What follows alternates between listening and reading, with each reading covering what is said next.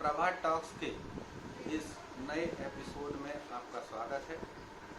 इसमें मध्य प्रदेश पाठ्य पुस्तक निगम की जो किताब कक्षा 12वीं में चलती है उसके पहले पाठ के अंतर्गत दूसरा खंड वंदना नामक एक पाठ है जो आचार्य केशव द्वारा लिखा गया।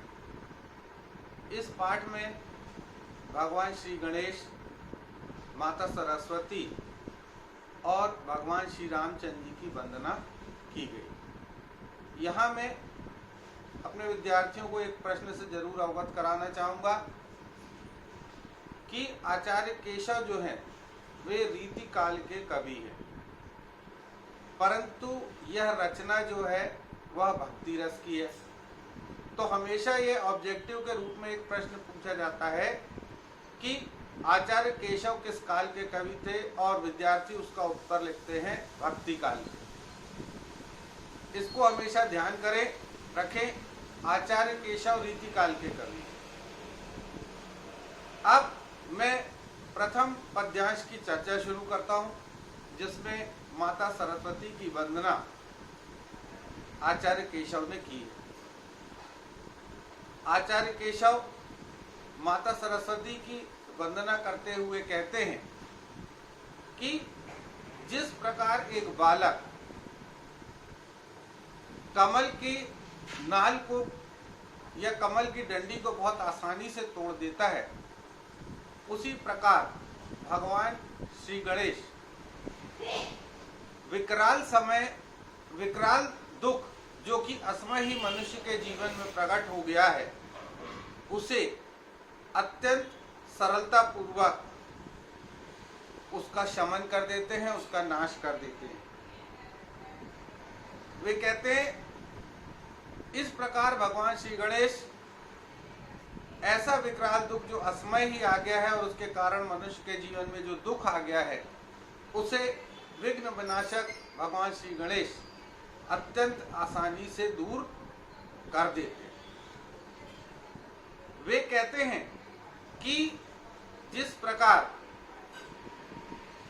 कमलनी के पत्ते कीचड़ को नीचे धकेलकर कमल के पुष्प को ऊपर पानी में तैराए रखते हैं, उसी प्रकार भगवान श्री गणेश मानव जीवन की कलुषता को, दुख को नीचे धकेलकर मनुष्य के जीवन को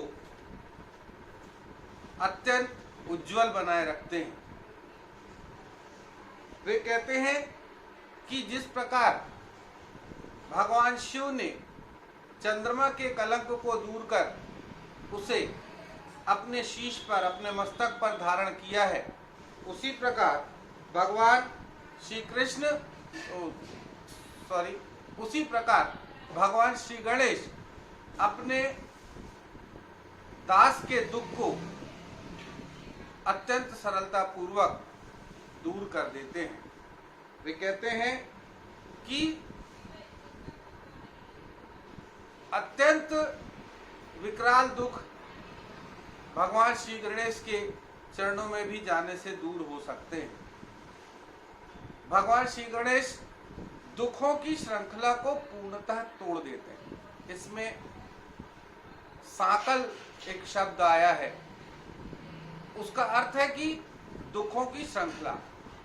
भगवान श्री गणेश अत्यंत सरलता पूर्वक दुखों की श्रृंखला को तोड़ देते हैं और 10 शीशधारी रावण भी दुख के समय भगवान श्री गणेश के मुख की ओर देखता है। वंदना पाठ का यह प्रथम पद विघ्न विनाशक भगवान श्री गणेश को केंद्र में रखकर लिखा गया है, और इसमें भगवान श्री गणेश किस प्रकार सरलता पूर्वक अपने भक्तों के दुख को दूर कर देते हैं उसे विभिन्न उदाहरणों के माध्यम से प्रस्तुत किया है। पहली 2 पंक्तियों में बताया गया है कि जिस प्रकार बालक कमल की डंडी को आसानी से तोड़ देता है, उसी प्रकार भगवान श्री गणेश व्यक्ति के दुखों को दूर कर देते हैं। दूसरे उदाहरण में बताया गया है कि कमलनी के पुष्प जिस प्रकार कीचड़ को नीचे धकेलकर पुष्प को ऊपर रखते हैं, उसी प्रकार से भगवान श्री गणेश अपने भक्त के दुखों को दूर कर देते हैं।